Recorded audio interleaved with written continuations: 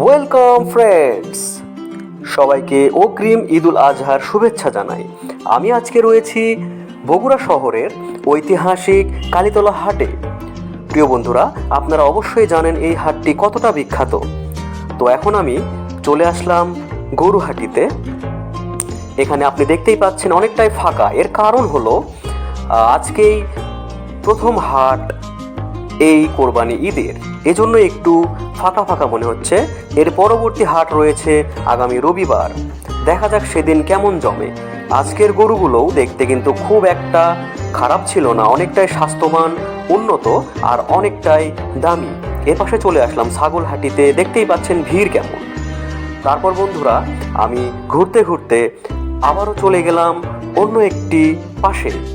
এ পাশ দিয়েই মূল ঢোকার রাস্তা। এপাশে দেখতে পাচ্ছেন অনেকগুলো গরু বাঁধা রয়েছে, যেগুলো অনেকটাই বড়।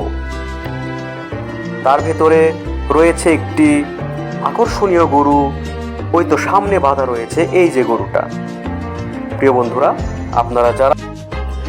প্রিয় বন্ধুরা, ঈদের মজায় যেন ছোটদের। দেখুন তারা কিভাবে গরুগুলো দেখছে আর আনন্দ উপভোগ করছে। তো চলুন এখন আপনাদেরকে দেখাবো সবচেয়ে সুন্দর আর বড় গরুগুলো যেখানে বাঁধা রয়েছে। দেখতেই পাচ্ছেন এখানে রয়েছে সবচেয়ে বড় আর দামি গরুগুলো। দেখুন কতই না চমৎকার আর কতই না আকর্ষণীয়। বন্ধুরা, আপনারা যারা রাস্তার পাশের গরুগুলো দেখতে চান বা দেখেননি, তারা দেখে নিন রাস্তায় কিভাবে গরু বাঁধা রয়েছে আর গাড়িগুলো অন্য পাশ দিয়ে চলে যাচ্ছে। তারপরেও আজকের হাট ফাঁকা, তারপরে অনেকটাই আনন্দের মুহূর্ত ছিল। প্রিয় বন্ধুরা, ঘুরতে ঘুরতে এক পর্যায়ে আবারও আমি চলে গেলাম ছাগলহাটির দিকে। এটাই হলো মেইন রোড। এখানে রাস্তা বন্ধ করে এই হাটটি প্রতি বছর এভাবেই পালিত হয়।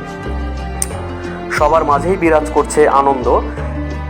শুধু যে গরু ছাগলের হাট চলবে, তার ভেতরে তরিতরকারির হাট চলবে না, তা কেমন করে হয়? এপাশে রয়েছে ছাগলহাটি, কতই না আকর্ষণীয় এবং শৌখিন ছাগল রয়েছে।